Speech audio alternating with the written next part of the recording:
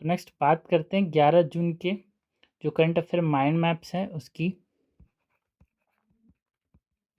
Daily current affair mind maps के अंदर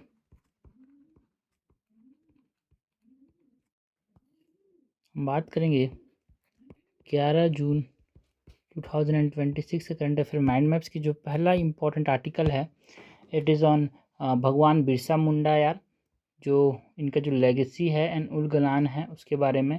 ये न्यूज़ में क्यों था? न्यूज़ में इसलिए था बिकॉज 126 डेथ एनिवर्सरी यहाँ पे सेलिब्रेट किया भाई 9 जून को।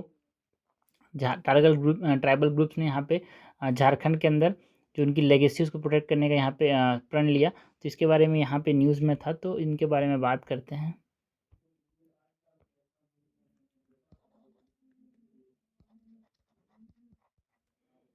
भगवान बिरसा मुंडा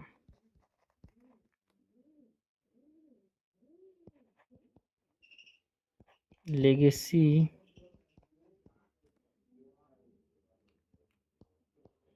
एंड उलगुलान।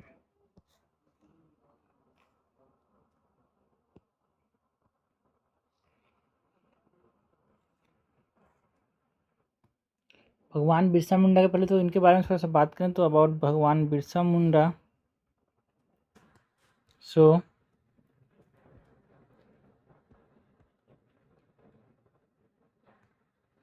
हम बात करें अबाउट बिरसा मुंडा। सो इनका बर्थ 1875 में हुआ था। 1875 में उलियातू विलेज। ये मुंडा ट्राइबल लीडर थे। जो मुंडा ट्राइब है वहाँ पे लीडर थे ये झारखंड के अंदर। एक रिलीजियस रिफॉर्मर भी थे।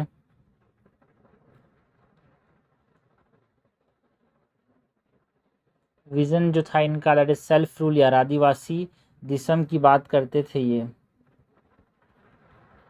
विजन की बात करें आदिवासी दिसम सेल्फ रूल की बात करते हैं। बिरसा मुंडा के बाद यहाँ पे जो ये जो जिस चीज़ पे विश्वास करते थे इट इज बिरसत फेथ।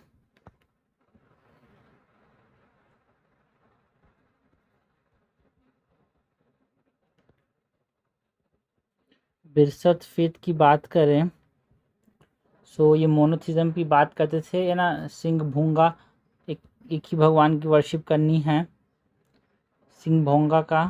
तो ये मोनोथिज्म पे विश्वास रखते थे। Monotheism that is worship of Singh Bhoom reason में ये हुआ था इसलिए सिंह भूंगा की वर्शिप की बात करते थे। प्रिंसिपल क्या है? Self reliance and social justice principle पे ये फेथ बेस्ड था।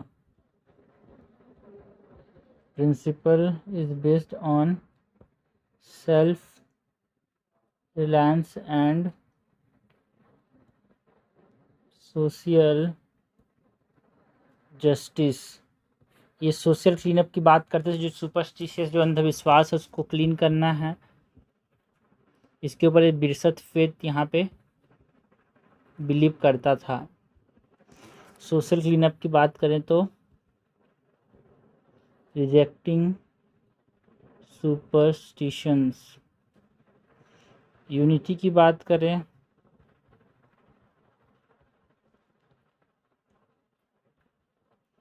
तो रेजिस्टिंग ब्रिटिश एंड मिशनरीज। ये हो गया बिरसत फेथ। नाउ बिरसा मुंडा का जो मूवमेंट था यहाँ पे उलगरान मूवमेंट उसकी बात करें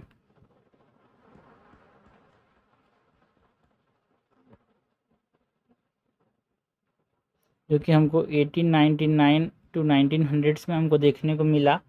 यहाँ पे जो ग्रेट टिमुल्ट है इसके नाम से भी जाना जाता है। उलगरान मूवमेंट जो है द ग्रेट टुमुल्ट इसका कज़ क्या था भाई? जो उलगुलान मूवमेंट है, इसके कज़ेस की बात करें तो जो कुनखत्ती सिस्टम था उसका डिसरप्शन हुआ, लैंड एलिनेशन जो डिक्रूज जो कि बाहर के लोग आके ले जा रहे थे, economic exploitation and force labour जो था उसके वजह से यहाँ पे ये उलगुलान मूवमेंट हमको देखने को मिला। डिसरप्शन ऑफ खूनखट्टी सिस्टम एंड जो लैंड एलियनेशन था बाई डिक्रूज, ऑल्सो जो economic exploitation and force labour की बात करें तो वो कस था। मेजर इवेंट यहाँ पे जो दोमबारी बुरू हिल्स था वहाँ पे ये मेजर इवेंट हुआ। उलगुलान मूवमेंट का जो मेजर इवेंट है वो कहाँ पे हुआ? दोमबारी बुरू हिल में। इनका जो स्लोगन था उलगुलान मूवमेंट का, यानी जो खूनखट्टी सिस्टम है, इट इज़ अ कस्टमरी, एक तरह से जो कम्युनिटी लैंड ओनरशिप है वो फैमिली से बिलोंग करता है। ये सिस्टम को खूनखट्टी सिस्टम बोलते हैं, है ना। जहाँ पे लीनिएज, और कुंट का मतलब क्या होता है? लीनिएज। कट्टी मीन्स कट और क्लियर। तो इसमें यहाँ पे कुनखट्टी सिस्टम जो है ओनरशिप ऑफ द लैंड जो है वो क्लैंस को जाता है, मतलब जो क्लीनिंग करने की जो ताकत है, ओनरशिप, वो किसको है? लीनिएज और क्लैन को है, ठीक है। जो फर्स्ट वहाँ पे फॉरेस्ट डिफॉरेस्ट किया वहाँ पे रहा उसको यहाँ पे ज़मीन का अधिकार जाता है। तो ये कुनखट्टी सिस्टम बोलता है कि फॉरेस्ट है उसको जो काट के वहाँ रह रहा है उसके पास वो अधिकार हो जाता है। ये डिसरप्शन हुआ, इसकी वजह से यहाँ पे उनग्रान मूवमेंट देखने को मिला। स्लोगन जो था वो क्या है? अबुआ राज इता जना। मार्टरडम की बात करें तो शहीद कब हुए थे भाई? रांची जेल में 1900 में यहाँ पे ये शहीद हुए थे। Died in Ranchi jail 1900।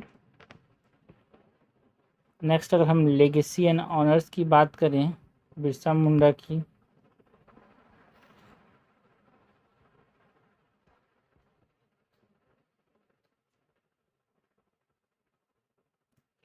तो यहाँ पे इनको धरती अब्बा या फिर भगवान बिरसा मुंडा के नाम से जाना जाता था। तो इनको जो हॉनरिफिक नाम दिया गया इसकी बात करें तो धरती अब्बा एंड भगवान का नाम दिया गया। छोटा नागपुर टेनेंसी एक्ट जो है, इन्हीं का एफर्ट को देखते हुए यहाँ पे ब्रिटिश जो थे उन्होंने पास करने में वो मजबूर हुए। छोटा Nagpur tenancy CNT act of 1908, है ना। जो झारखंड स्टेट है इसका फॉर्मेशन हुआ यहाँ पे सन 2000 में। जनजातीय गौरव दिवस जो है नवंबर 15 को जो मनाया जाता है वो इनको ही ध्यान रख के यहाँ पे ये लाया गया। जनजातीय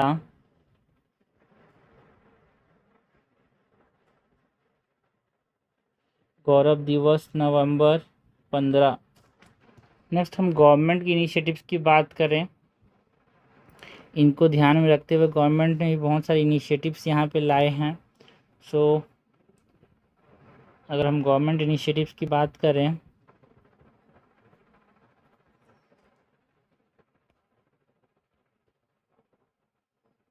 हम बात करते हैं अबाउट आदि संस्कृति प्रोजेक्ट, जो कि डिजिटल आर्ट लर्निंग प्रोजेक्ट है भाई।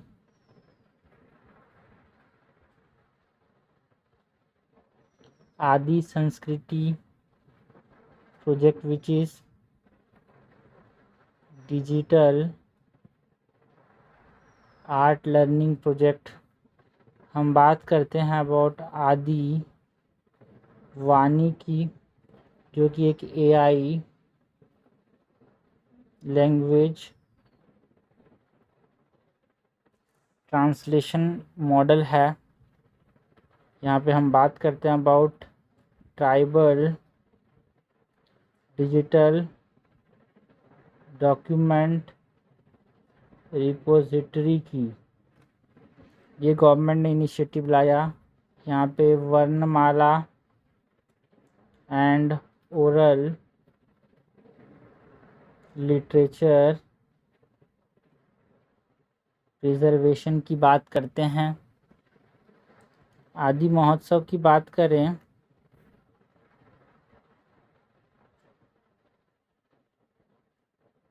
तो ये भी एक नेशनल ट्राइबल फेस्टिवल जो है वो गवर्नमेंट का इनिशिएटिव है रिगार्डिंग ट्राइबल वेलफेयर।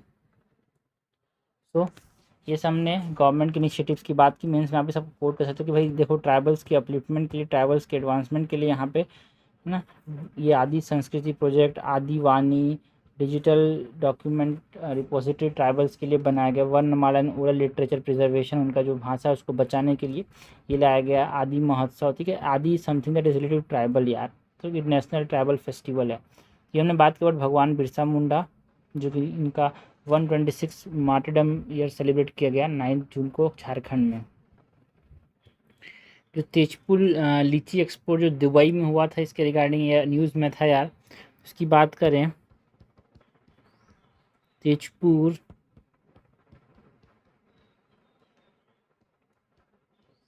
लीची export to Dubai.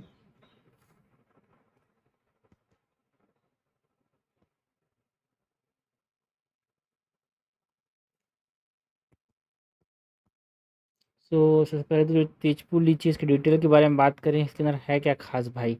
GI tag जो तेजपुर है वो असम में है, ठीक है भाई। सो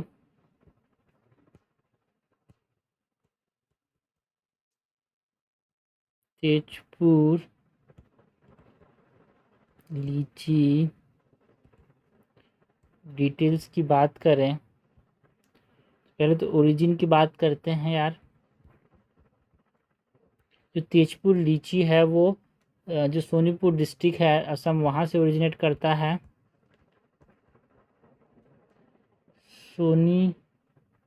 Sonitpur district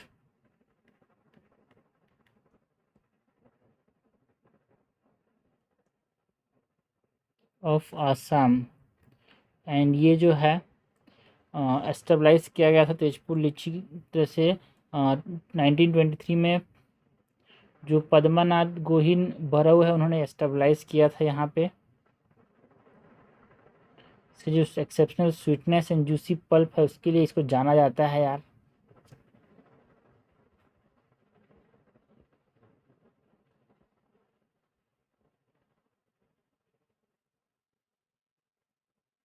Padmanath गोहिन bro. Origin के बाद की फीचर्स की बात करें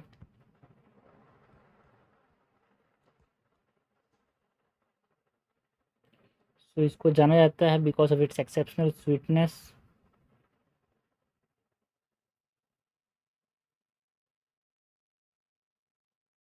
एंड जूसी पल्प। एंड ये ब्राइट रेड अपीयरेंस होता है यार। इसका एक सुगंध बहुत अच्छा होता है, डिस्टिंक्टिव अरोमा होता है। Bright red appearance and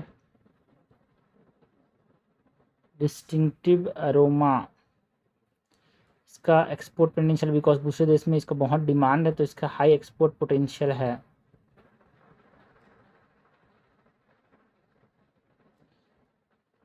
varieties की बात करें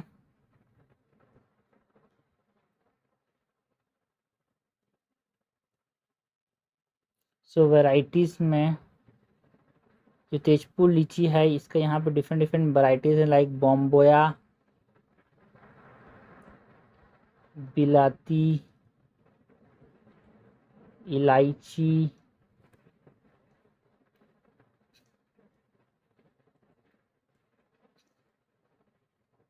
पियाजी,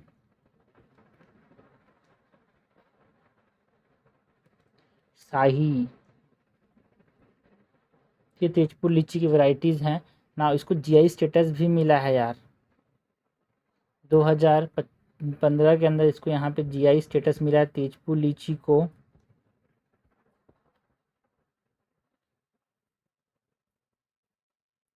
एंड इसको तरह से प्रोटेक्ट करने के लिए जो इसका ज्योग्राफिकल आइडेंटिटी है, कि कोई भी नहीं कि भाई कोई भी आया बोले कि देखो भाई ये तेजपुर लीची है, तो उसके देखते हुए इसको यहाँ पे क्या मिला है, जियोग्राफिकल आइडेंटिटी को प्रोटेक्ट करने के लिए जीआई स्टेटस मिला है। तो हमने पिछले बार बात की थी असम के जो मूंगा सिल्क है उसकी बात की थी यार, उसको जीआई मतलब वहाँ पे उसको भी जीआई स्टेटस मिला हुआ है। अभी दूसरा जो असम का जो चीज़ यहाँ पे न्यूज़ में था दैट इज तेजपुर लीची, उसको भी जीआई स्टेटस मिला हुआ है ना। अगर हम लीची के बारे में थोड़ा सा बात करें, जनरल इन्फॉर्मेशन लीची के बारे में बात करें,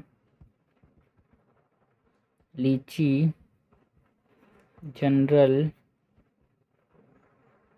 इन्फॉर्मेशन, सो कल्टीवेशन के लिए कौन कौन सी कंडीशंस की ज़रूरत पड़ती है यार।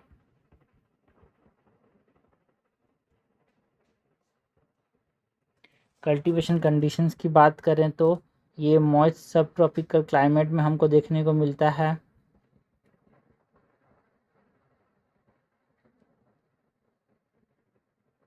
वेल ड्रेन्ड लोमी सॉइल होना चाहिए जहाँ पे पानी रुके ना भाई, well drained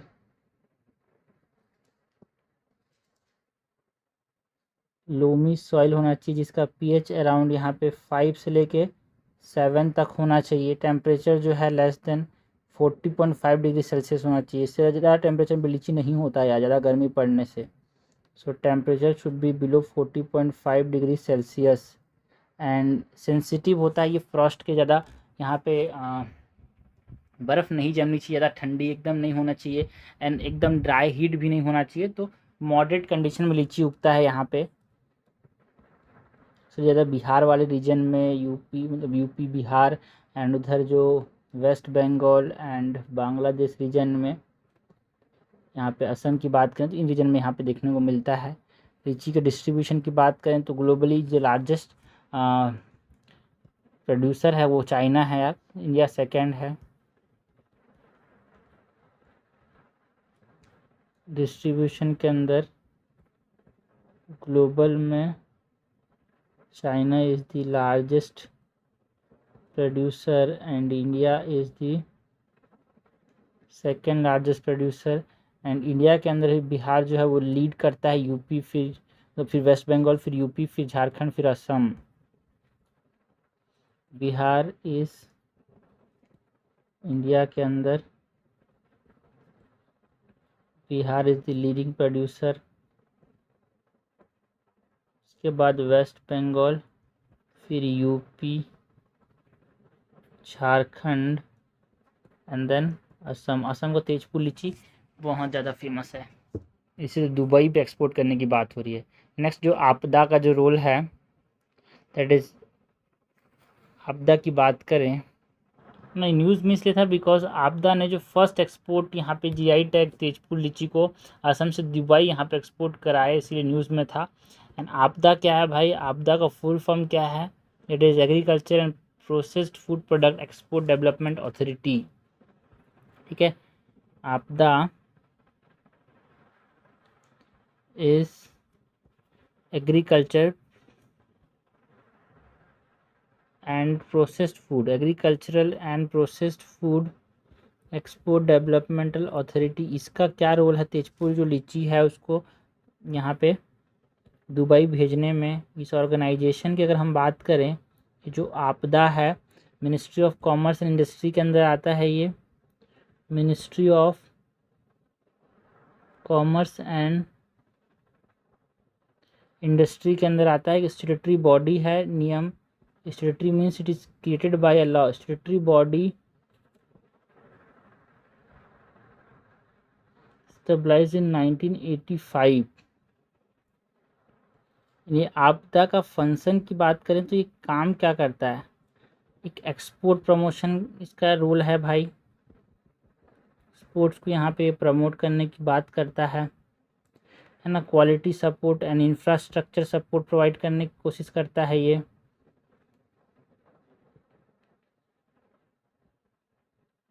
infrastructure and quality support capacity building का काम करता है regarding agriculture and processed food export करता है ना, तो मार्केट लिंकेज पे भी बहुत इंपॉर्टेंट रोल प्ले करता है। लेकिन देखो असम से ये दुबई एक्सपोर्ट करा रहा है, ये जो दुबई एक्सपोर्ट इवेंट है जिसकी वजह से ये लीची जो था तेजपुर लीची ये न्यूज़ में था। अगर हम इसकी बात करें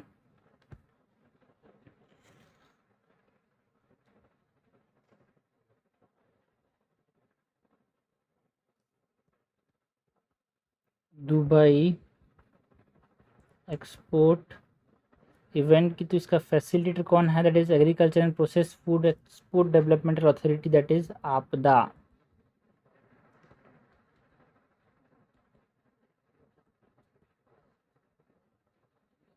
सिग्निफिकेंस क्या है? पहला export of GI tag Tezpur लीची हमको देखने को मिला यहाँ पे, पहली बार ये एक्सपोर्ट हुआ किसी देश में, दुबई में गया यार। First export of GI tagged Tezpur लीची। गोल क्या था ये जो दुबई एक्सपोर्ट किया गया तेजपुर लीची का, कि जो ग्लोबल मार्केट एक्सेस है उसको हमको बढ़ाना है यहाँ पे, expanding the global market access. ठीक है, तो हमने बात किया अबाउट तेजपुर लीची एंड दी भगवान बिरसा मुंडा की लेगेसी एंड उलगलान मूवमेंट की। तो नेक्स्ट हम बात करते हैं अबाउट दी राज्यसभा की नॉमिनेशन की। और राज्यसभा का नॉमिनेशन यहाँ पे न्यूज़ में क्यों था?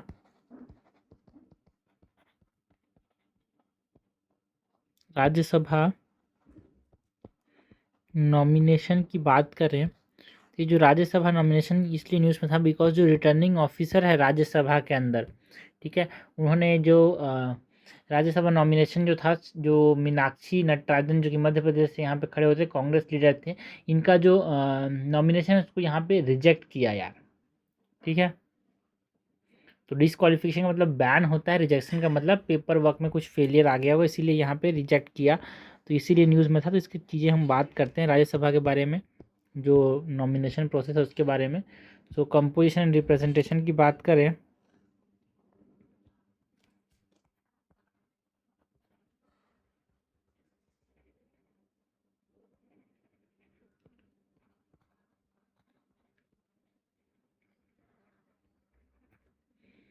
तो आर्टिकल 80 के जो गाइडलाइंस हैं उसमें यहाँ पे राज्यसभा के अंदर राज्यसभा के बारे में बात किया गया है।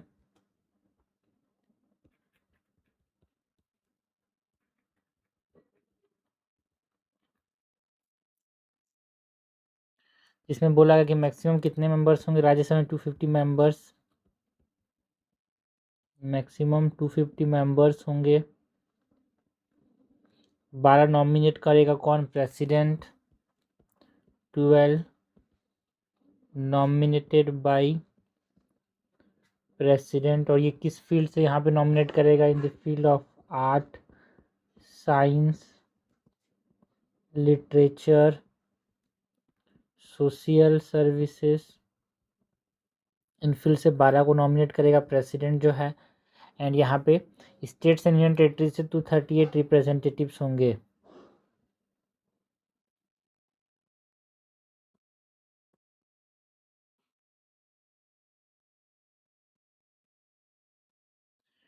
इसके बाद जो करंट स्ट्रेंथ है यहाँ पे राज्यसभा का, करंट स्ट्रेंथ कितना है भाई?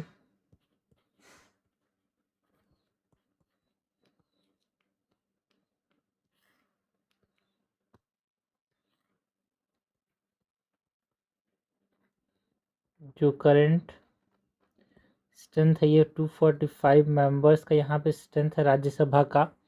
फोर्थ शेड्यूल के अंदर यहाँ पे किस नहीं, यहाँ पे एलोकेशन के बारे में, एलोकेशन ऑफ सीट्स के बारे में बताया गया है ना, किस स्टेट को कितना मिलेगा। सो एलोकेशन बाय पॉपुलेशन, कितना पॉपुलेशन में कितना सीट रहेगा। एंड यूनियन टेरिटरीज है इसके रिप्रेजेंटेशन की बात करें तो राज्यसभा के अंदर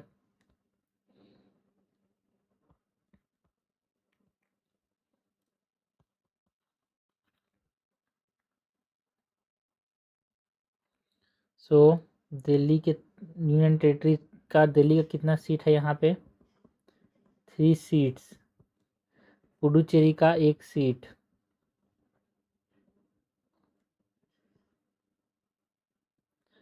एंड जम्मू एंड कश्मीर का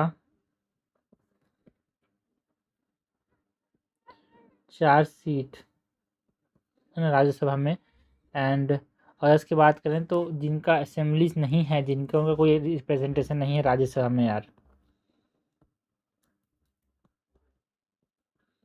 अदर्स की बात करें तो नो रिप्रेजेंटेशन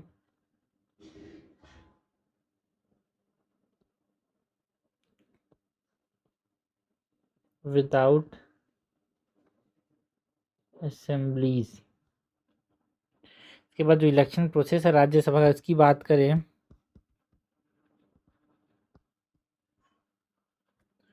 सो यहाँ पे इलेक्टोरल कॉलेज में सिर्फ और सिर्फ इलेक्टेड एमएलएस ही होते हैं।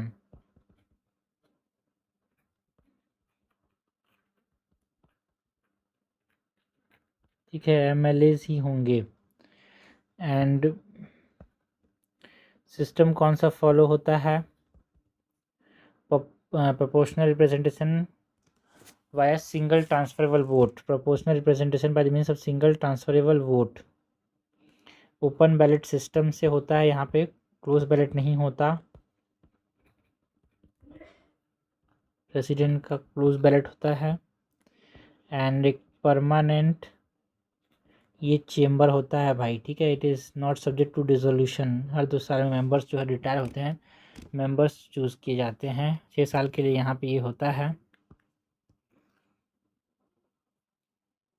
एक आदमी का। सो ग्राउंड फॉर डिस्क्वालिफिकेशन की बात करें तो डिस्क्वालिफिकेशन अलग है, रिजेक्शन अलग है, ठीक है। डिस्क्वालिफिकेशन का मतलब एक लीगली अनफिट हो, कभी यहाँ पे नहीं बन पाएगा, वो बैन है। बट रिजेक्शन की बात करें तो वो प्रोसीजर कुछ फेलियर है, उसकी वजह से यहाँ पे रिजेक्शन होता है। सो ग्राउंड फॉर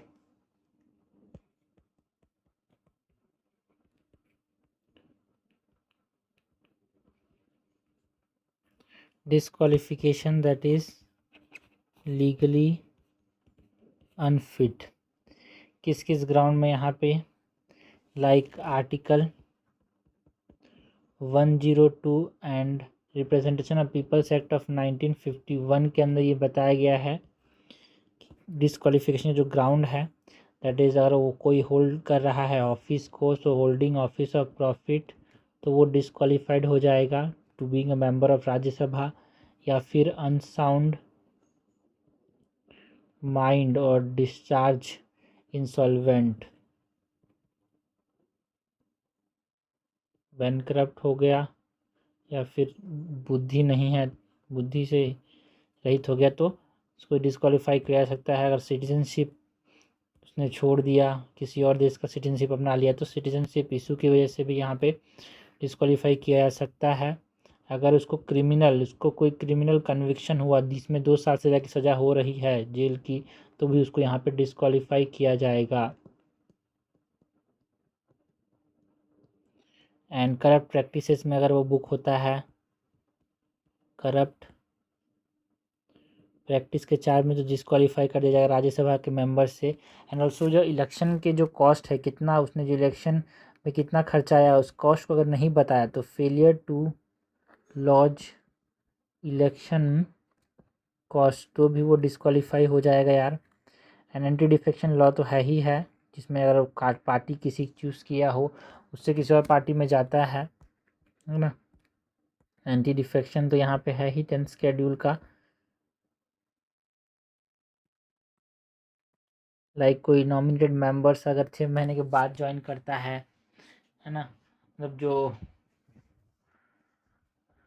कोई पार्टी ज्वाइन करता है और इंडिपेंडेंट मेंबर अगर कोई पार्टी ज्वाइन कर लेता है, तो भी यहाँ पे डिस्क्वालीफाई करे। सब मेंशंस हैं 10th शेड्यूल के अंदर। तो ये सब क्राइटेरिया है फॉर डिस्क्वालिफिकेशन। मेन तो यहाँ पे क्या हुआ, यहाँ पे डिस्क्वालिफिकेशन नहीं हुआ, यहाँ पे रिजेक्शन हुआ है।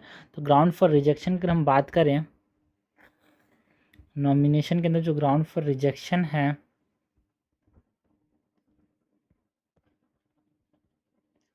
Ground for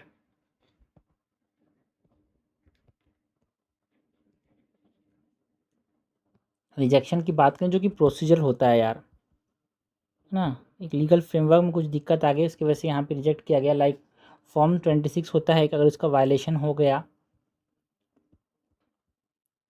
form 26 violation, form 26 के अंदर क्या बोला, अगर कोई मटेरियल फैक्ट को हाइड कर रहा है इंसान तो इसको यहाँ पे रिजेक्ट कर सकते हैं यार। हाइडिंग मटेरियल फैक्ट्स एंड एक ब्लैक कॉलम रूल का है भाई यहाँ पे, black column rule.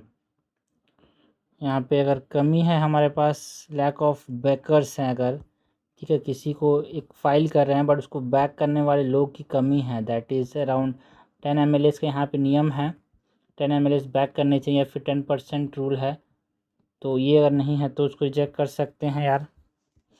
And security deposit जो है अगर वो पे नहीं किया तो रिजेक्ट कर सकते हैं नॉमिनेशन को। तो क्राइटेरिया याद रखना भाई, ये इंपॉर्टेंट है, ठीक है। एंड अगर ऑफिस जो ओथ है अगर वो मिसिंग है तो इसमें रिजेक्ट कर सकते हैं, ठीक है। ये फर्स्ट लीगल फ्रेमवर्क है, प्रोसीजर मतलब लीगल बोलता हूँ, लीगली अनफिट नहीं है यहाँ पे, प्रोसीजरल फ्रेमवर्क में कुछ दिक्कतें आ रही हैं इसकी वजह से है, तो ठीक है। उसके बाद सुप्रीम कोर्ट की रूलिंग की बात करें regarding the Rajya Sabha nomination,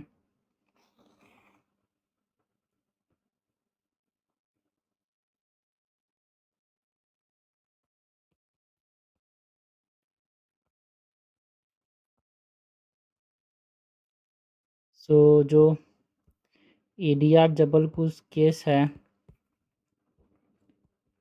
ADR case of 2002 की बात करें तो यहाँ पे वोटर्स के पास राइट टू नो है यार, कि किसको चूज़ मतलब किसको वहाँ पे राज्यसभा के अंदर चूज़ कर रहे हैं। एंड रिसर्जेंस की बात करते हैं, जो रिसर्जेंस इंडिया 2013 है, वहाँ पे इलीगल है to leak blank boards, it is illegal to leave blank boxes, blank box नहीं लीक कर सकते आप। एंड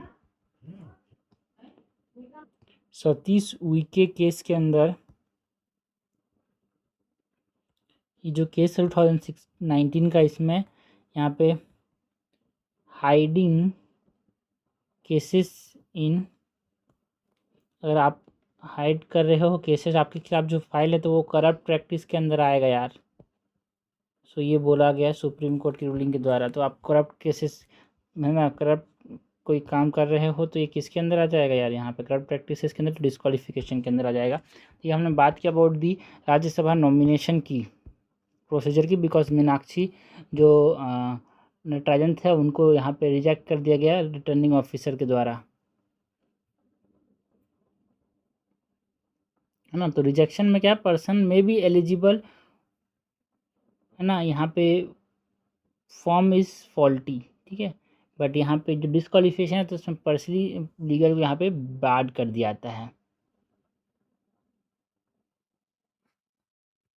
नेक्स्ट बात करते हैं अबाउट द विकसित भारत ग्राम की, जो कि एक तरह से कम्प्लीटली रिप्लेस कर देगा यहाँ पे मनरेगा को, 1 जुलाई से लागू होगा, ये लॉन्च किया गवर्नमेंट ने, बहुत इंपॉर्टेंट चीज़ है ये, ओके। सो बात करते हैं अबाउट विकसित भारत ग्राम की।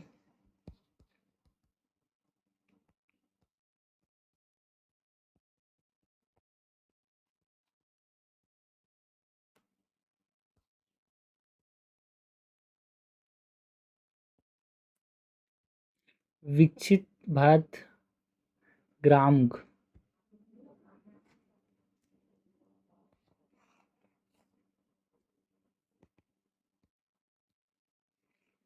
जो विकसित भारत ग्राम है इसके बारे में बात करें,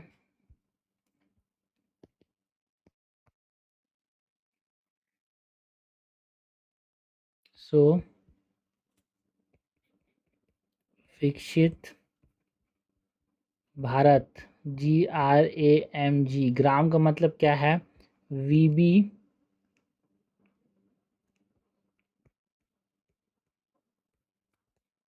VBGRAMG,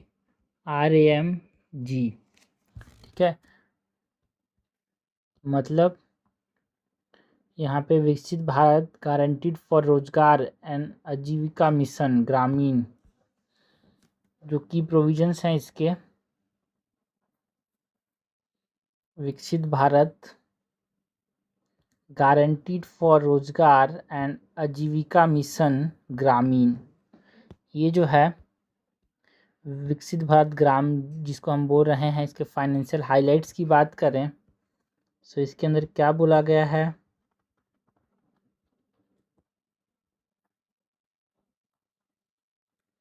कि अराउंड 1.25 लाख करोड़ का पैकेज यहाँ पे दिया जाएगा।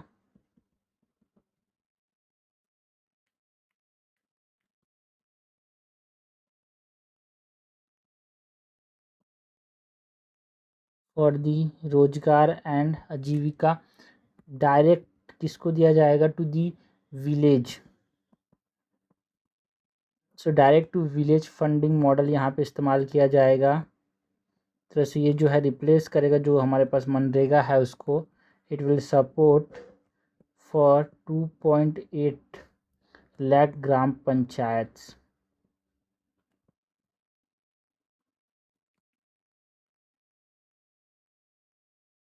ओके, एंड यहाँ पे जो की बिल, इसकी जो बिल है इसकी प्रोविजंस की बात करें सो की बिल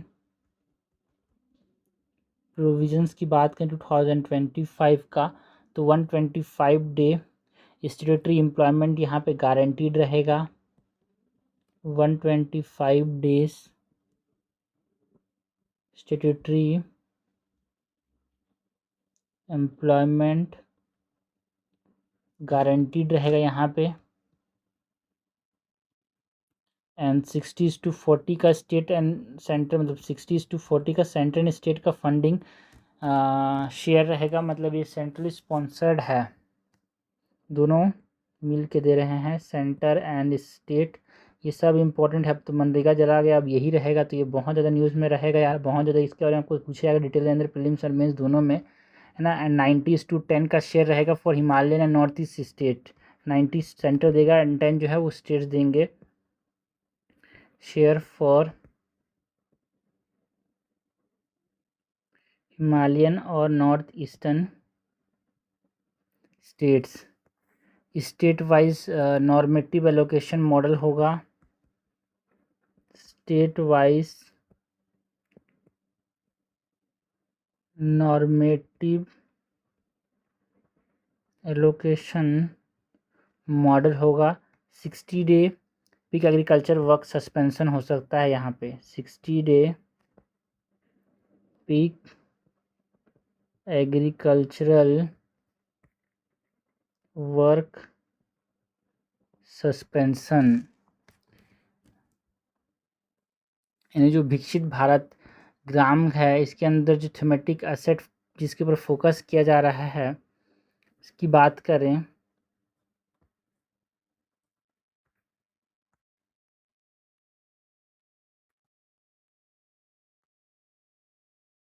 तो वाटर सिक्योरिटी पे ध्यान दिया जाएगा, रूरल इंफ्रास्ट्रक्चर को डेवलप करने पे ध्यान दिया जाएगा, वाटर सिक्योरिटी, कोर रूरल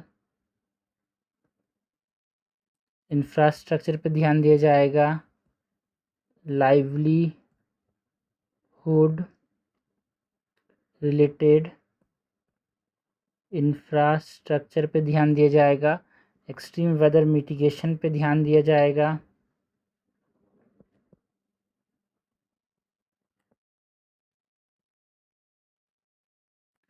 अगर यहाँ पे डिजिटल एंड टेक इंटीग्रेशन की बात करें विकसित भारत ग्राम के अंदर, यहाँ पे अगर हम डिजिटल एंड टेक्निकल इंटीग्रेशंस की बात करें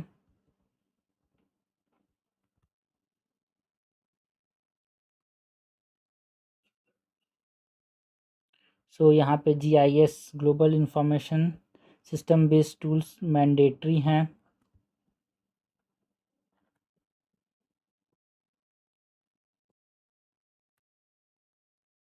यहाँ पे प्रधानमंत्री जो गति इसके लेयर्स यहाँ पे हमको देखने को मिलेंगे। AI ड्रिवन ऑडिट होगा।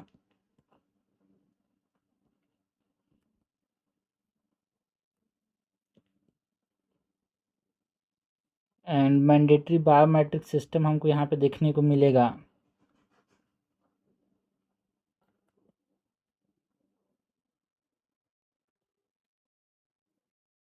ओके, ये तो हमने बात की कि जो विकसित भारत ग्राम है इसकी बारे में, ठीक है। दैट इज विकसित भारत ग्रामीण रोजगार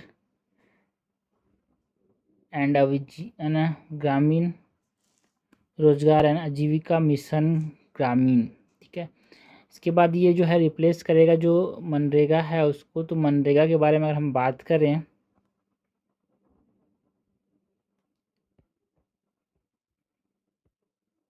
महात्मा Gandhi national rural employment guaranteed act, तो ये जो लेगेसी सिस्टम रहा है यहाँ पे, उसने एक लेगेसी क्रिएट किया जिसमें कोर प्रिंसिपल्स की बात करें तो इसमें एक राइट बेस्ड फ्रेमवर्क बनाया गया। 2005 में ये आया था यार, राइट बेस्ड फ्रेमवर्क 2005 में ये आया था।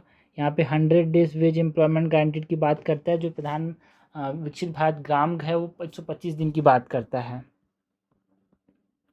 100 day veg employment guarantee and ये जस्टिफाइबल लीगल एंटाइटलमेंट। अगर आपको नहीं मिला तो आप कोर्ट में जा सकते हो भाई। सो ये जस्टिफिएबल है।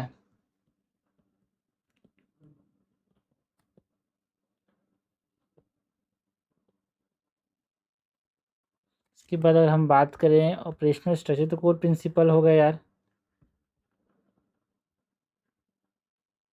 ऑपरेशनल स्ट्रक्चर की बात करें तो ये देखो, ये 100% जो है अनस्किल्ड लेबर्स के लिए 100% सेंट्रल फंडिंग होती थी। 100% central funding for unskilled labours and ये डिमांड ड्रिवन था। मतलब लेबर बजट हमको यहाँ पे जितना डिमांड होगा उसी के हिसाब से यहाँ पे ये चलता था। तो यहाँ पे ये लेबर बजट के तौर पे हमको ये देखने को मिलता था। एंड ये मिनिस्ट्री ऑफ रूरल डेवलपमेंट इसको इम्प्लीमेंट करता था यार। मिनिस्ट्री ऑफ रूरल डेवलपमेंट इसको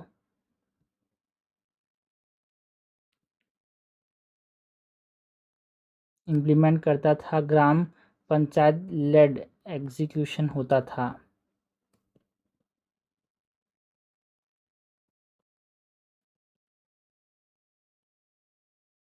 ये तो हमने बात की Mahatma Gandhi national rural employment guaranteed act की। इसके बाद जो कंपैरेटिव एनालिसिस की बात करें तो दोनों में क्या डिफरेंस रहा है उसके बारे में। जो national rural guaranteed Mahatma Gandhi national rural guaranteed act है उसकी बात करें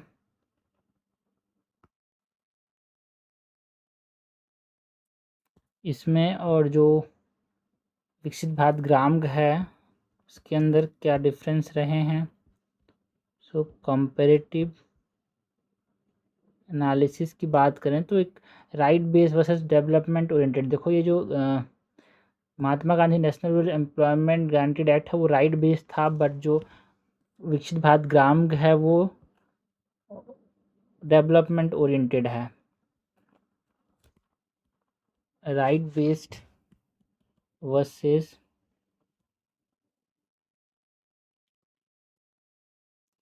डेवलपमेंट ओरिएंटेड, है ना। जो डिमांड ड्रिवन था ये जो है यहाँ पे, जो Mahatma Gandhi national rural employment guaranteed act है MG नरेगा जो है वो डिमांड ड्रिवन था। ये सब इंपॉर्टेंट की टर्म्स हैं। This is demand driven, this is right based, तो ये सब के ऊपर क्वेश्चन आता है यार, है ना। डिमांड ड्रिवन कौन है, AMGNREGA इधर एंड विकसित भारत ग्राम घर, ठीक है। तो डिमांड ड्रिवन है ये, वर्सेस जो विकसित भारत ग्राम है वो नॉर्मेटिव बजटिंग पे ध्यान देता है। इसको बजट दिया जाएगा, जैसे यहाँ पे वो कितना का दिया गया बजट यार, 1.25 लाख करोड़ का।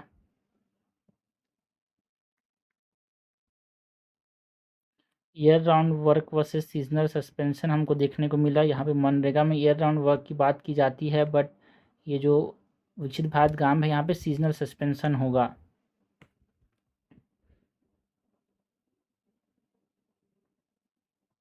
ये देखो भाई, यहाँ पे सीजनल सस्पेंशन की बात की गई है।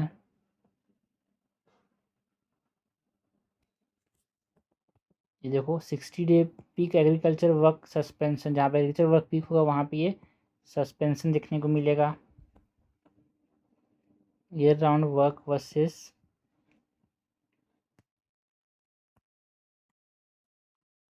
Seasonal suspension and basic direct benefit transfer हो रहा था। यहाँ पे जो MG नरेगा है वहाँ पे बेसिक डायरेक्ट बेनिफिट ट्रांसफ़र हो रहा था, बट जो विकसित भारत ग्राम है वहाँ पे advance AI and GIS technology का इस्तेमाल होगा।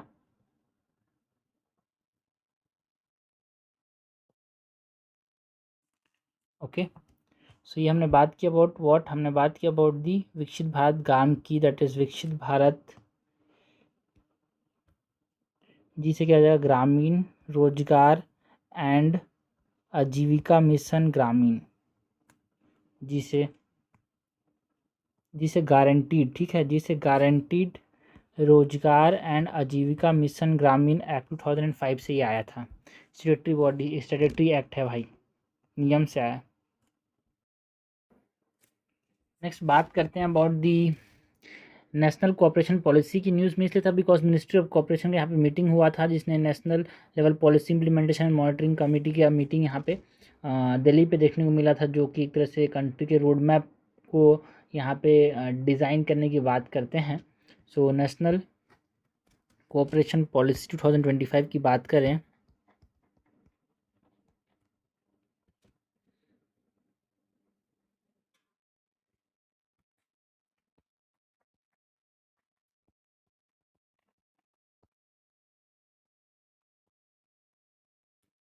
2025 के अंदर ये नेशनल कोऑपरेशन पॉलिसी आया था। इसके तहत यहाँ पे कमेटीज़ बनाई गई जो कि इम्प्लीमेंट करेंगे, नेशनल रोड मैप बनाएंगे आगे बढ़ाने के लिए देश को। तो जो नेशनल कोऑपरेशन पॉलिसी है इसके अंदर जो विज़न एंड ऑब्जेक्टिव्स हैं इसके, अगर हम इसकी बात करें,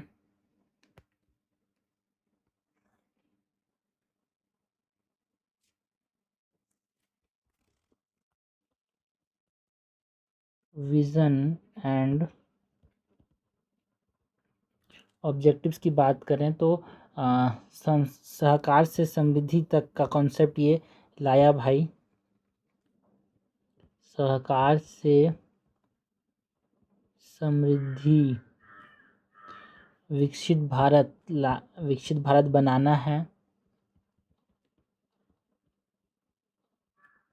2047 इस विज़न, इस ऑब्जेक्टिव के साथ इसको बनाया गया, ये लाया गया नेशनल कोऑपरेशन जो पॉलिसी है वो एक inclusive and tech driven growth लाने की बात करता है। ये inclusive and tech driven growth लाने की बात करता है। ये मेंबर सेंट्रिक इंस्टीट्यूशन है यार, मेंबर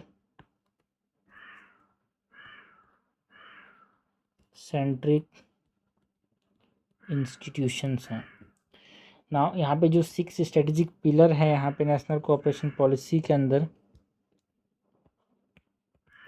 6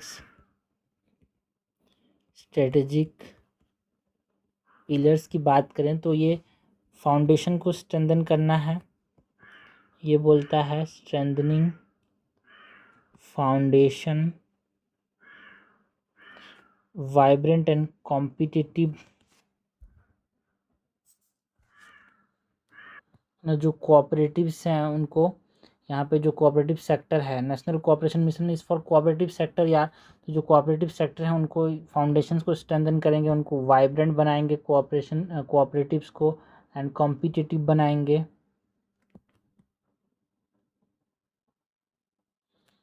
फ्यूचर के लिए प्रिपेयर करेंगे यार, prepare for the future. Inclusiveness को एक्सपांड करेंगे, expanding inclusiveness. New and emerging sectors पे ध्यान देंगे, यहाँ पे जो new and emerging cooperative sectors हैं उन पे ध्यान देंगे। नेक्स्ट जेन लीडरशिप पे फोकस करना है। So this are the 6 strategic pillars यार।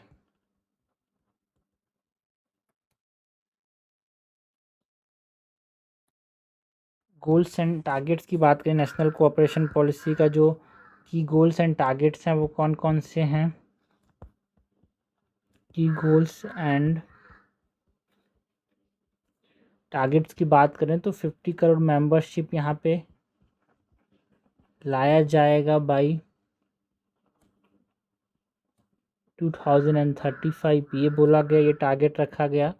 ट्रिपल इकोनॉमिक कंट्रीब्यूशन करेंगे, जो अभी इकोनॉमिक कंट्रीब्यूट कर रहा है जो कोऑपरेटिव सेक्टर है उसको ट्रिपल करेंगे यार,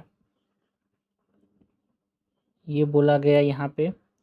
एंड जो कोऑपरेटिव हैं उसमें 30% से बढ़ोतरी करेंगे, ये बोला गया। यूनिवर्सल कवरेज करेंगे, पंचायत पर पंचायत यहाँ पे यूनिवर्सल कवरेज करेंगे। तो ये सब गोल्स एंड टारगेट सेट किए गए।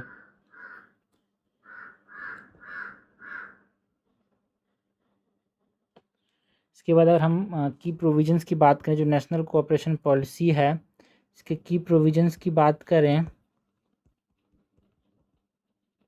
सो यहाँ पे हम मॉडल कोऑपरेटिव विलेज बनाने की बात करता है। जो नेशनल कोऑपरेशन पॉलिसी है वो मॉडल कोऑपरेटिव विलेजेस बनाने की बात करता है। यहाँ पे सेक्टोरल एक्सपांसन की बात करता है, मतलब ये जो है कोऑपरेटिव सेक्टर को टूरिज़्म, टैक्सी,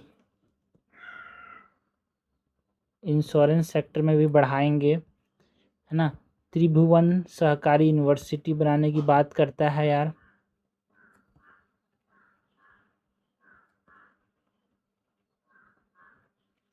एक नेशनल कोऑपरेटिव एक्सपोर्ट लिमिटेड बनाने की बात करता है, ये नेशनल कोऑपरेटिव एक्सपोर्ट लिमिटेड बनाने की बात करता है। जो पीएससीज हैं उनका कंप्यूटराइजेशन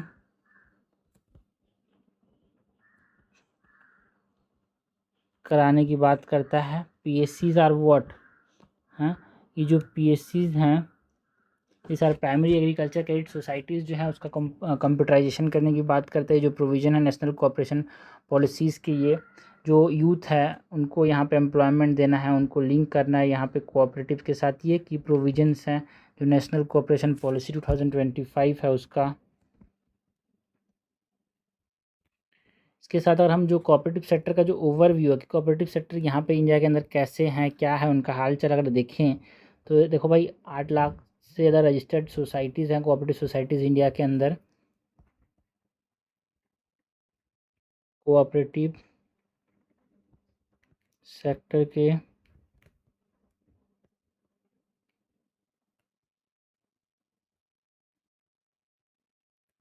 ओवरव्यू की बात करें तो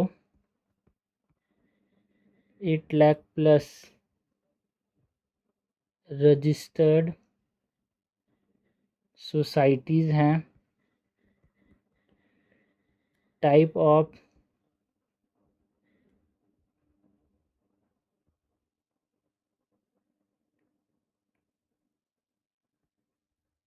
सोसाइटीज़ की बात करें तो यहाँ पे कंज्यूमर्स, प्रोड्यूसर्स,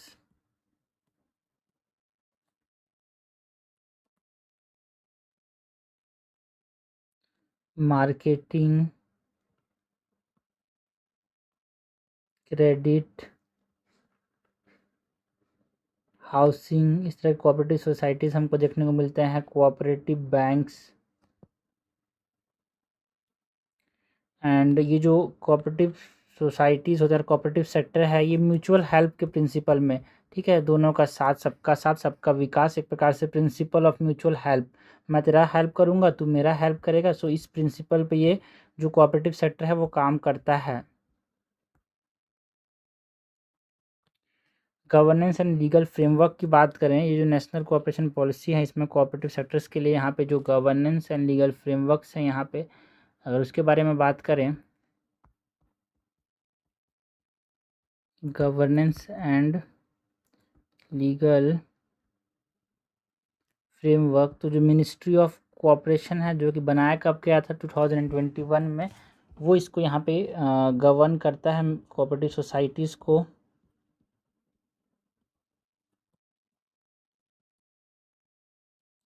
एंड ये 97th कॉन्स्टिट्यूशनल अमेंडमेंट से आया था भाई, बहुत इम्पॉर्टेंट है।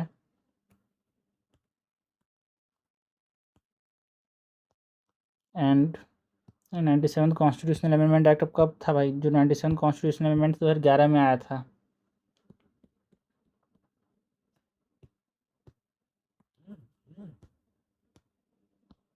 एंड ये multi state cooperative societies act, यहाँ पे बहुत सारे फ्रेमवर्क्स हैं रिगार्डिंग कोऑपरेटिव सोसाइटीज़, यहाँ पे मल्टी स्टेट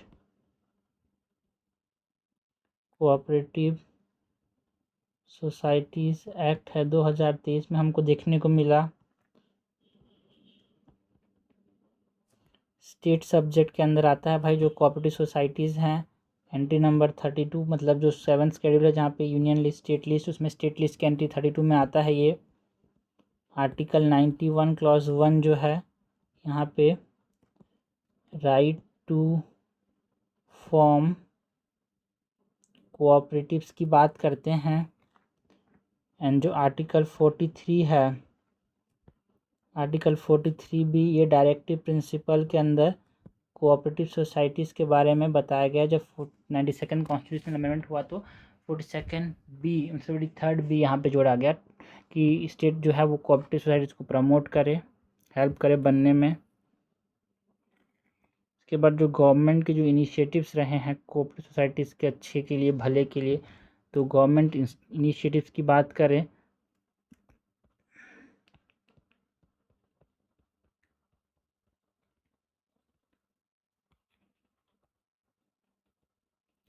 तो जो प्राइमरी एग्रीकल्चर सोसाइटीज़ हैं एक कॉमन सर्विस सेंटर के तौर पे बनाया गया यार।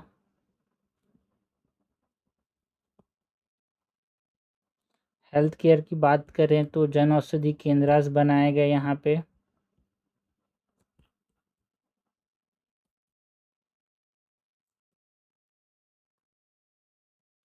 एनर्जी की बात करें सो जो प्रधानमंत्री कुसुम है उसके अंदर यहाँ पे कोऑपरेटिव्स को कन्वर्जेंस करके एनर्जी मिलता है। कुसुम इज़ व्हाट, है ना, प्रधानमंत्री किसान ऊर्जा सुरक्षा एवं उत्तम महाअभियान, जो कि सेंट्रल गवर्नमेंट स्कीम है जहाँ पे ministry of new and renewable energy ने लॉन्च किया था। यहाँ पे सब्सिडी प्रोवाइड करता है फार्मर्स को अगर ये इंस्टॉल करते हैं solar agriculture pump, solar power plants, तो एक तरह से clean energy and extra income generate करने की ताकत देता है। तो दोनों को इंटीग्रेट किया गया, यहाँ पे कन्वर्ज किया गया एनर्जी के लिए कोऑपरेटिव्स को।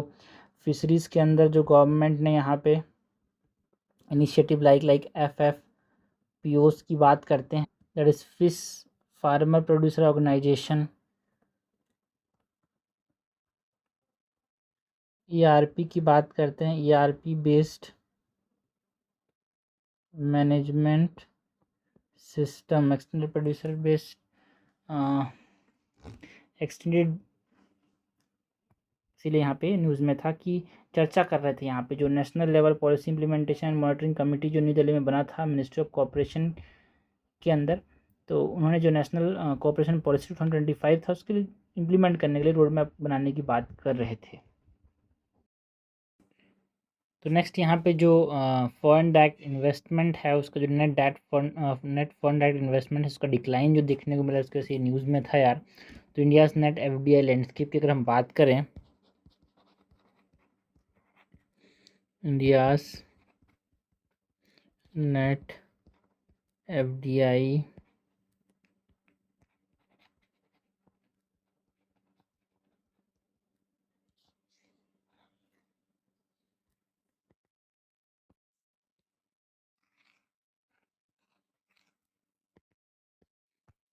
सो इसके अंदर यहाँ पे ट्रेंड्स एंड स्टेटस की बात करें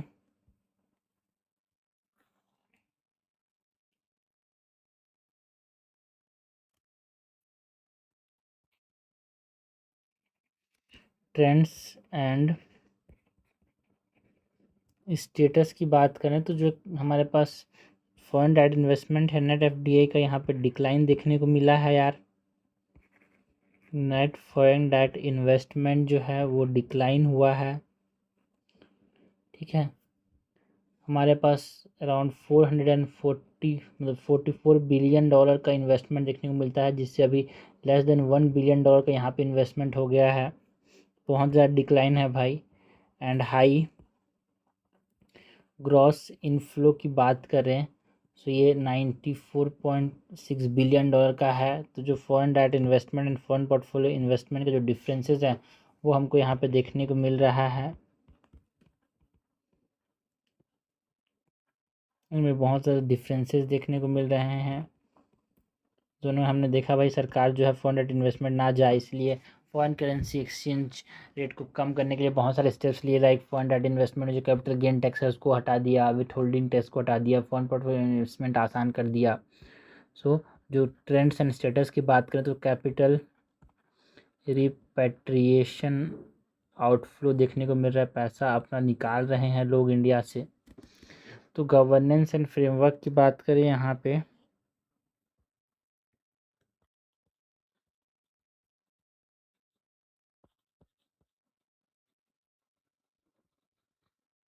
सो एफडीआई जो पॉलिसी है 2020 का एंड जो फॉरेन एक्सचेंज मैनेजमेंट एक्ट है वो है यहाँ पे देखता है जो हमारे पास फॉरेन डायरेक्ट इन्वेस्टमेंट को एंड डिपार्टमेंट ऑफ पर्सनल ना डीपीआईआईटी की बात करते हैं तो department of promotion of industry and internal trade जो है ये एंड जो आरबीआई है वो ओवरसाइट करता है यहाँ पे फॉरेन इन्वेस्टमेंट को ऑटोमेटिक रूट से यहाँ पे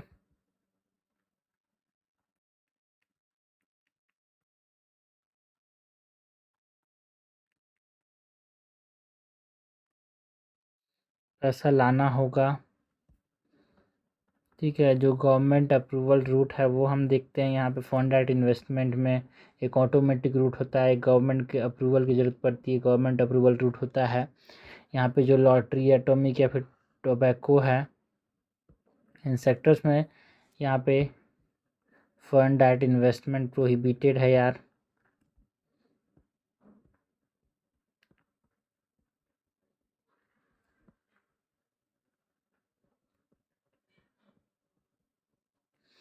ओके, इन्वेस्टर्स कंपोजिशन की बात करें, जो इन्वेस्टर्स उसमें कौन कौन मेन हैं यार।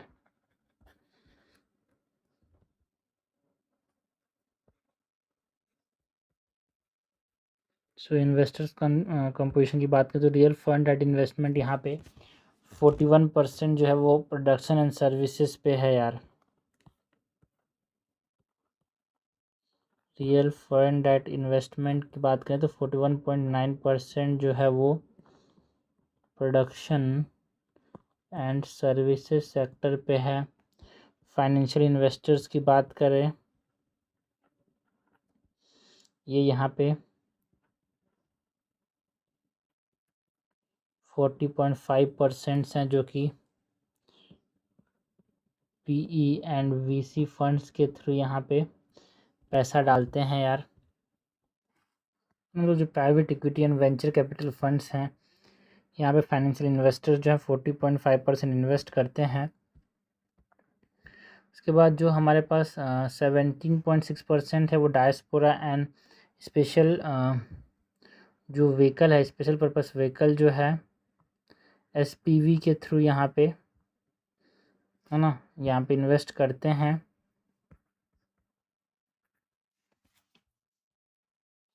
डायस्पोरा एंड एसपीपीस के अंदर 17.6% यहाँ पे फाइनेंशियल फ्लो होता है। तो ये इन्वेस्टर कंपोजिशन की बात करें ना। इकोनॉमिक रोल की बात करें अगर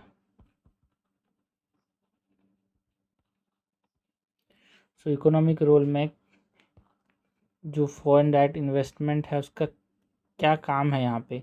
कैपिटल फॉर्मेशन, यार देश में पैसा आता है तो पैसे से पैसा बनता है, कैपिटल फॉर्मेशन में एक इम्पॉर्टेंट रोल प्ले करता है, टेक्नोलॉजी ट्रांसफ़र में,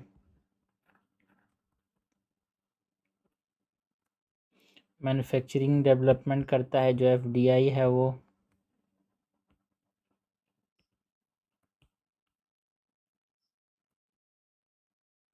एम्प्लॉयमेंट जनरेशन करता है,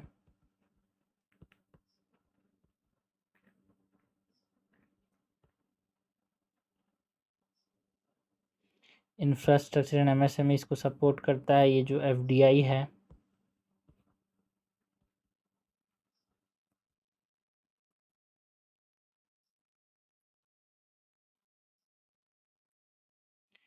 गवर्नमेंट इनिशिएटिव्स की बात करें, एफडीआई के रिलेटेड गवर्नमेंट ने क्या क्या इनिशिएटिव्स यहाँ पे लिए हैं?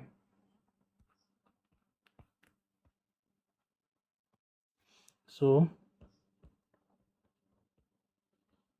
गवर्नमेंट इनिशिएटिव्स की बात करें, प्रोडक्शन लिंक्ड इंसेंटिव स्कीम 2020 में लाया गवर्नमेंट ने। यार जितना ज़्यादा प्रोडक्शन करोगे उतना ज़्यादा आपको यहाँ पे फ़ायदा होगा, ये 2020 में लाया।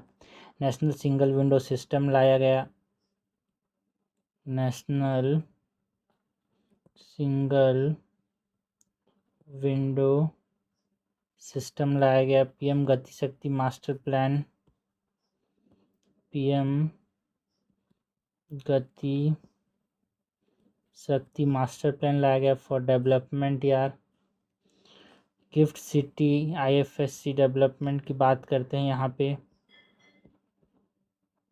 गिफ्ट सिटी आईएफएससी डेवलपमेंट की बात करते हैं। ये गवर्नमेंट इनिशिएटिव्स हैं, इसके साथ जो करंट चैलेंजेस हमको फेस करने पड़ेंगे, चैलेंजेस की बात करें,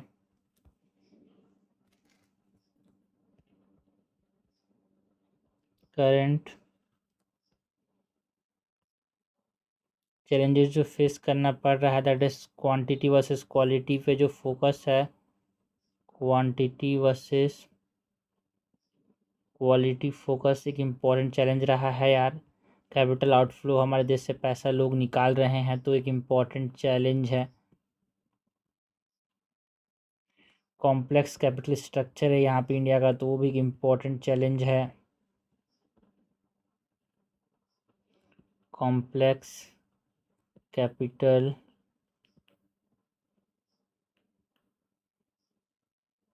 जो स्ट्रक्चर है वो सेक्टरल इम्बैलेंस देखने को मिलता है यार,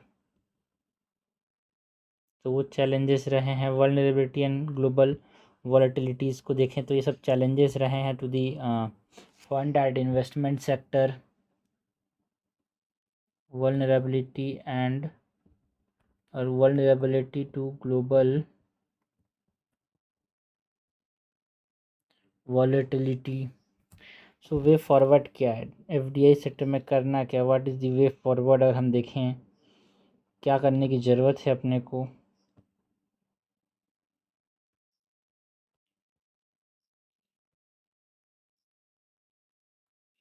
सो प्रायोरिटाइज करना होगा जो quality oriented fund direct investment है उसको, prioritise quality oriented foreign direct investment, data transparency को इम्प्रूव करना होगा,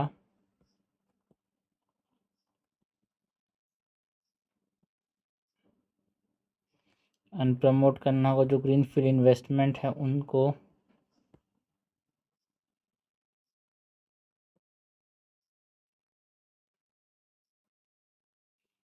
एंड मैनेज करना होगा एक्सटर्नल वल्नरेबिलिटीज़ को, मैनेज एक्सटर्नल वल्नरेबिलिटीज़ को अपना मैनेज करना होगा। एक बैलेंस रेगुलेटरी फ्रेमवर्क बनाने की ज़रूरत है यार, बैलेंस रेगुलेटरी फ्रेमवर्क बनाने की ज़रूरत है। This are the way forward, जो कि एफडीआई सेक्टर में जो हमारे पास पैसा जा रहा है इस देश से, उसको ठीक करने के लिए क्या करने की ज़रूरत है वो हमने देखा। इस पर आप मेन आंसर लिख सकते हो, जिसके ऊपर क्वेश्चन आपको देखने को मिलेंगे। नेक्स्ट हम बात करते हैं छोटे छोटे टॉपिक्स हैं, लाइक जो कि प्रीलिम्स में आ सकते हैं, उन टॉपिक्स की जो कि हमको कितने तारीख को न्यूज़ में देखने को मिले थे यार, है ना। हम बात कर रहे हैं 11 जून की, ठीक है। 11 जून में और कौन कौन से प्रीलिम्स रिलेटेड टॉपिक्स हैं, छोटे टॉपिक्स जो न्यूज़ में रहे थे उसकी बात करें।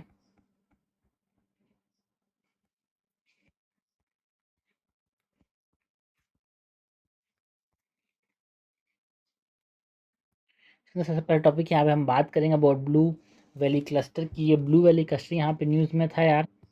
ब्लू वैली क्लस्टर न्यूज़ में क्यों था? बिकॉज जो Assam government and European union ने यहाँ पे लॉन्च किया ब्लू वैली क्लस्टर, जो कि एक तरह से जो यूरोपियन यूनियन और इंडिया का जो कॉम्प्रिहेंसिव स्ट्रेटेजिक एजेंडा है उसको प्रायोरिटाइज करता है। तो इसके बारे में हम बात करें कि है क्या भाई ये ब्लू वैली क्लस्टर जो है।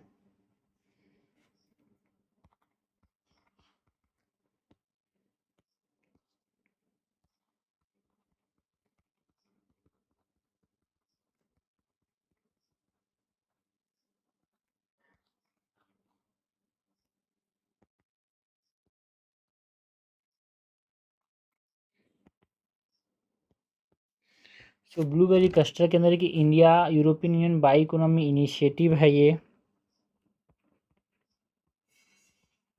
India European union bio economy initiative focus की बात करें तो ये जो ब्लू वैली क्लस्टर है किस चीज़ से फोकस करता है? जो नॉर्थ ईस्ट इंडिया के जो इंडस्ट्रियल ग्रोथ है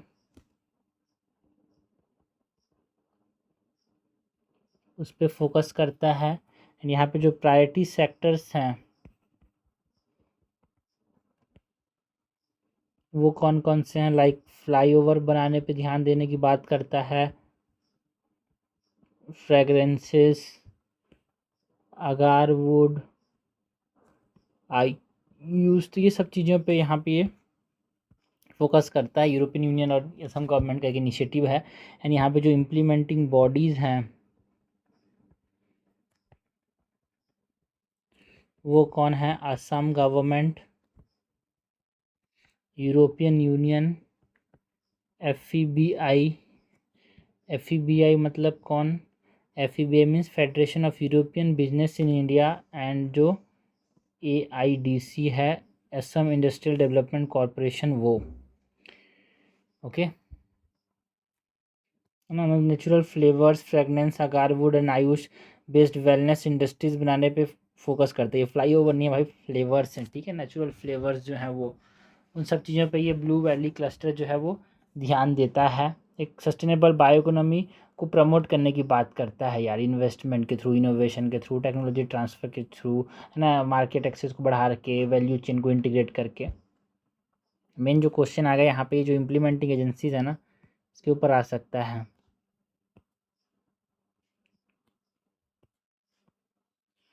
नेक्स्ट हमारे पास जो न्यूज़ में था that is about the sapling dialogue 2026 की बात करें तो ये सैपलिंग डायलॉग यहाँ पे न्यूज़ में थे। सैपलिंग डायलॉग क्या बोलते हैं?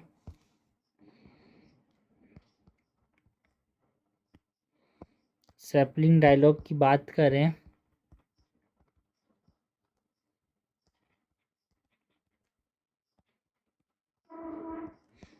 सैपलिंग डायलॉग 2026 की बात करें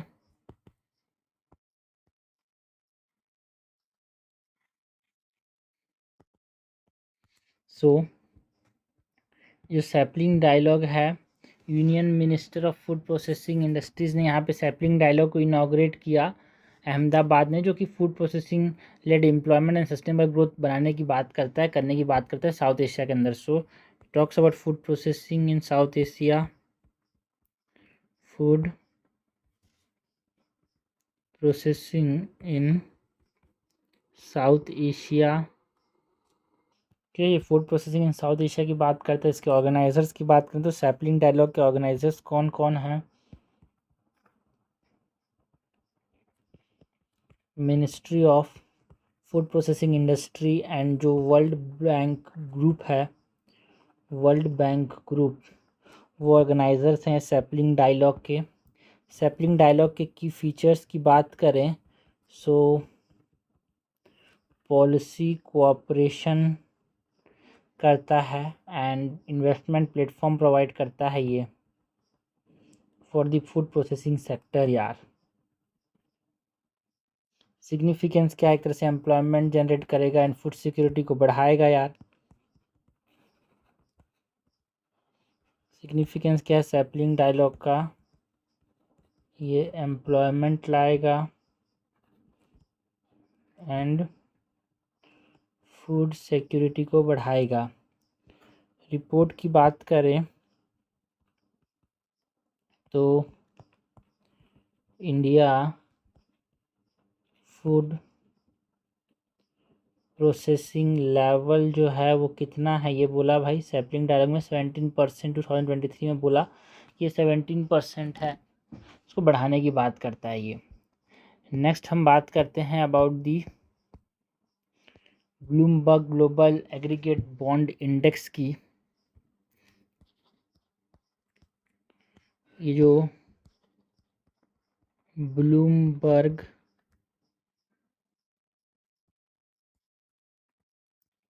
ग्लोबल एग्रीगेट बॉन्ड इंडेक्स है, शॉर्ट में बोले तो BGABI,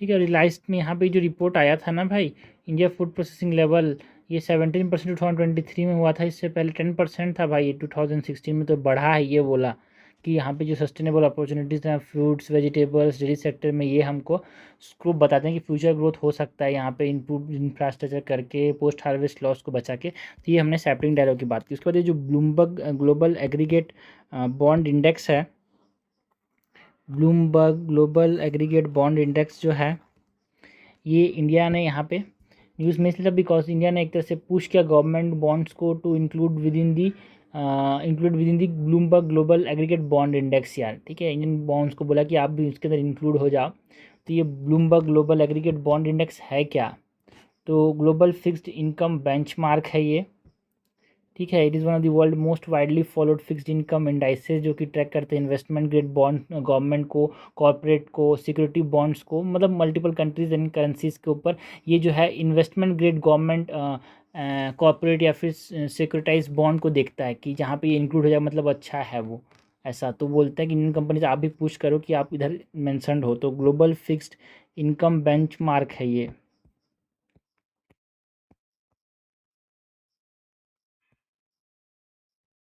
global fixed income benchmark and यहाँ पे जो इंडिया का इंक्लूजन स्टेटस है,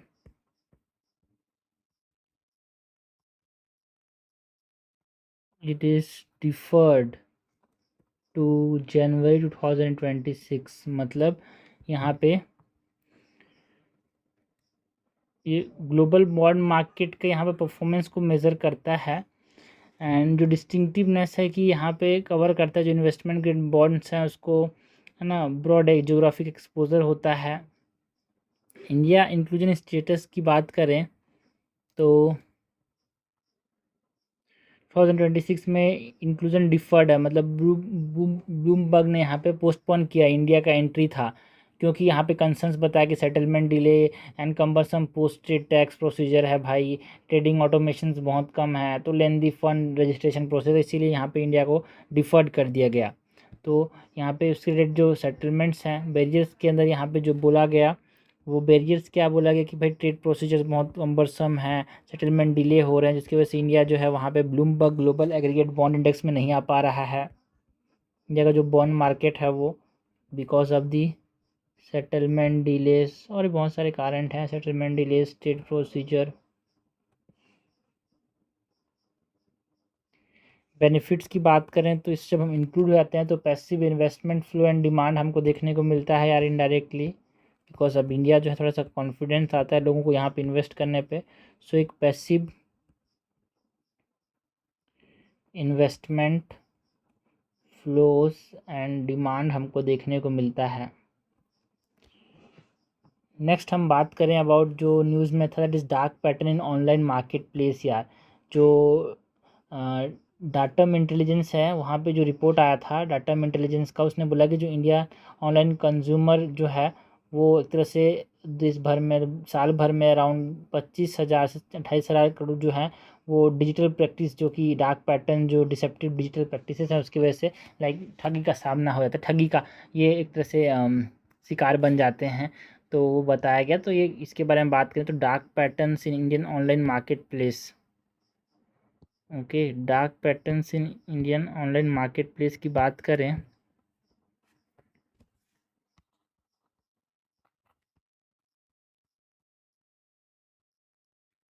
dark patterns in online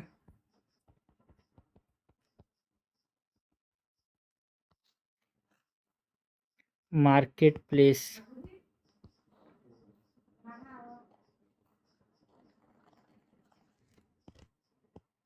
dark pattern online market place की बात करें तो एक डिसेप्टिव डिजिटल डिज़ाइन प्रैक्टिसेस जो हमारे पास इंडिया के अंदर देखने को मिलते हैं यार। डिसेप्टिव डिजिटल डिज़ाइन प्रैक्टिसेस देखने को मिलते हैं। कॉमन टाइप्स की बात करें तो drip pricing and hidden charges, ये सब जो हैं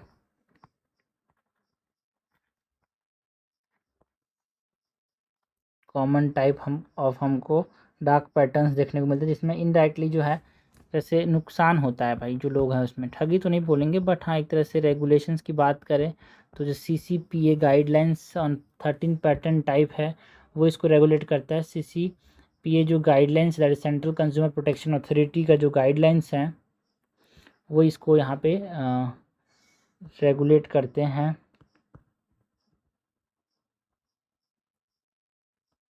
एंड 13 जो पैटर्न टाइप्स हैं है ना, जो कॉमन टाइप है ऑफ दिस ठगी की मतलब जो कॉमन डार्क पैटर्न टाइप्स है इसमें drip pricing, hidden charges, false urgency है ना, forced add on and subscription traps, ये सब जो है यहाँ पे डार्क पैटर्न्स। डार्क पैटर्न्स का मतलब क्या है, जैसे मैनिपुलेटिव डिजिटल डिज़ाइन है जहाँ पे जो कंज्यूमर का चॉइस है उसको डिस्टॉर्ट किया जाता है यार, है ना। उनके जो इन्फॉर्म कंसेंट है उसको अंडरमाइन करके उसके financial and privacy related harms उनको होता है, तो उसको हम क्या बोलते हैं, डार्क पैटर्न बोलते हैं। तो इम्पैक्ट की बात करें तो यहाँ पे 25 से लेके 28,000 का एनुअल कंज्यूमर का लॉस हो रहा है इसके वजह से।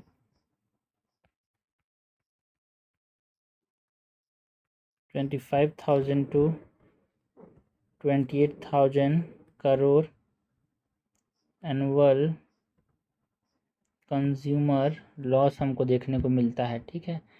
यहाँ पे रिपोर्ट किसने दिया था, रिपोर्ट जो था यहाँ पे न्यूज़ में इसलिए था बिकॉज जो रिपोर्ट था वो डाटम इंटेलिजेंस ने दिया था।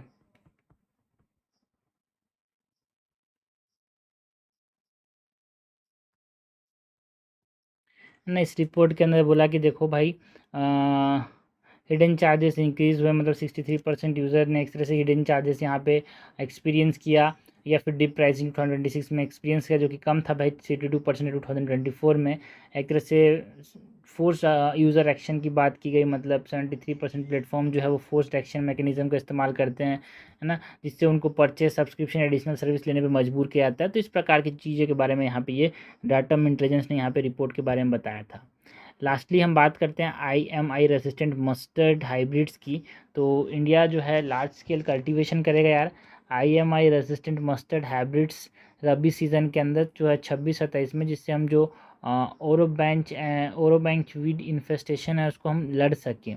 तो ये IMI मतलब क्या है, इमिडाजोलिनोन रेसिस्टेंट जो मस्टर्ड हाइब्रिड है, इमिडाजोलिनोन रेसिस्टेंट मस्टर्ड हाइब्रिड। तो ये जो इमिडाजोलिनोन रेसिस्टेंट मस्टर्ड हाइब्रिड है एक हर्बिसाइड टोलेरेंट मस्टर्ड वैरायटी है जो कि डेवलप किया गया जो पैरासिटिक वीड कंट्रोल करने के लिए। जो पैरासिटिक वीड है लाइक और ओरोबाइंक जो है जो कि रिड्यूस करता है मस्टर्ड यील्ड को, उसको देखते हुए ये बनाया गया है।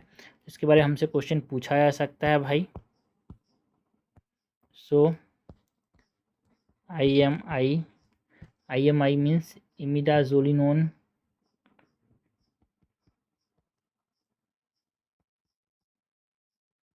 रेजिस्टेंट मस्टर्ड हाइब्रिड्स की बात करें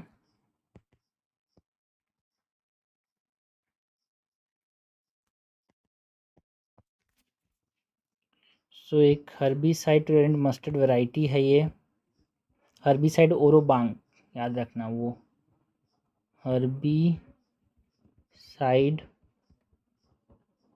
टोलेरेंट मस्टर्ड वैरायटीज़ है। डेवलपमेंट की बात करें तो म्यूटेशन ब्रीडिंग से इसको डेवलप किया गया।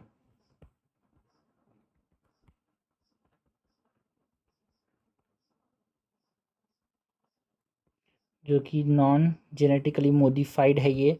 तो लोग मत सोच लेना कि जेनेटिकली मॉडिफाइड प्लांट है भाई, नहीं, इसको म्यूटेशन ब्रीडिंग से बनाया गया है। टारगेट क्या है कि जो पैरासिटिक जो ओरोबैंक वीड है उससे कंट्रोल करना है। इसकी वजह से मस्टर्ड की जो उपजाऊपन है वो कम हो जाता है, ओरोबैंक वीड से कंट्रोल करना है। रेगुलेटरी स्टेटस की बात करें तो कन्वेंशनली ब्रीड क्रॉप स्टेटस है, यहाँ पे इसको मिला है।